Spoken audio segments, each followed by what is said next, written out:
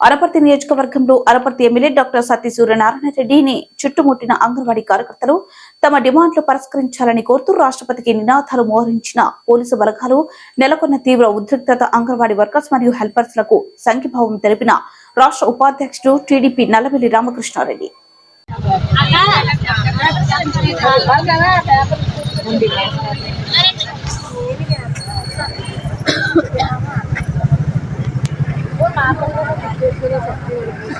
Kalau